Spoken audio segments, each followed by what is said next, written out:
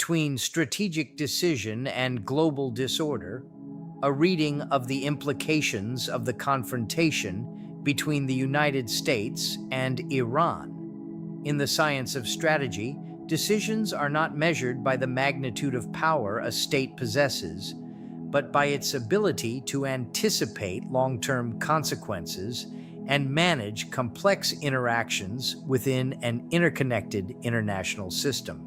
From this perspective, a fundamental question arises. Can a country with the size and capabilities of the United States, with its advanced technology, intelligence agencies, and strategic research centers, miscalculate when engaging in a direct confrontation with Iran, particularly if the decision appears aligned with Israel's regional calculations? First, from a regional scene to a global crisis. The Iranian response in the region did not remain geographically contained.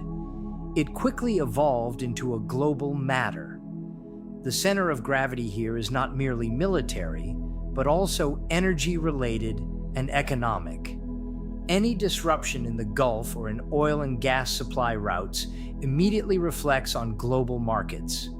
Within hours, gas prices can surge sharply, and oil prices may climb to $95 per barrel or higher, revealing the fragility of the global economic system in the face of geopolitical shocks. In a world where supply chains are so interconnected that a factory catching the flu in East Asia affects a factory in Europe, igniting war in a region that represents the artery of global energy is not a regional decision, but one with universal consequences. This reality brings us to the concept of complex interdependence in strategic studies, where wars are no longer measured solely by military outcomes, but by their cross-border economic and social repercussions. Third, the Chinese dimension, a strategy of indirect containment. Another hypothesis emerges in strategic analysis. Could the indirect target be China? As the factory of the world, China relies heavily on imported energy, including Iranian oil, and previously benefited from Venezuelan oil supplies. If direct confrontation with China is costly and uncertain, applying pressure on its energy sources and supply chains could serve as an indirect means of slowing its rise. This approach is known in strategic studies as indirect containment, where a rising power is not confronted militarily, but through targeting its strategic environment and growth drivers. However, such a strategy carries reverse risks, as it may push China to accelerate alliances, diversify energy sources, and deepen partnerships outside the Western sphere, potentially reshaping the global order toward a more consolidated multipolar system. Fourth, logic of interests or logic of chaos. If we assume the decision was based on accurate intelligence, strategy does not stop at information itself, but at its interpretation and projected scenarios.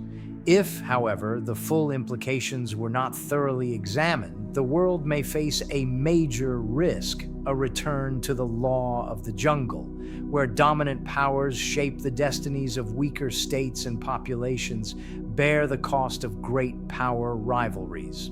This raises both a moral and strategic question. Have states become mere chess pieces in grand geopolitical balances? And are societies destined to remain the price paid for every major geopolitical realignment? Fifth, the fragility of the global system. Today's global economy is inherently fragile. High sovereign debt, worldwide inflationary pressures, disrupted supply chains, and energy markets highly sensitive to any threat. In this context, igniting a wide confrontation in a vital energy region could accelerate the world's transition from accumulated crises to comprehensive disorder. Sound strategy is not about testing the limits of power, but about managing risks and reducing the likelihood of uncontrolled escalation. If the objective is deterrence or regional rebalancing, the global cost may exceed the tactical gains. In light of strategic analysis, it cannot be definitively claimed that major powers fail to calculate carefully. Yet history teaches us that possessing power does not necessarily mean possessing control over outcomes.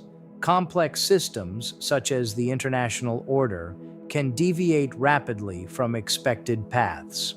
The question remains open. Is what we are witnessing a deliberate restructuring of the global order, or an unintended slide into chaos beyond anyone's ability to control? Between these two possibilities, peoples and economies stand on the front line in a world that seems to be shifting from the logic of international law to the logic of raw power. In those moments, all we can truly do is pray, O Allah, Lord of the heavens and the earth, protect the peoples of the world, grant peace after fear, unite hearts, guide leaders to justice, heal the wounded, protect the children, and spread peace and stability across the earth.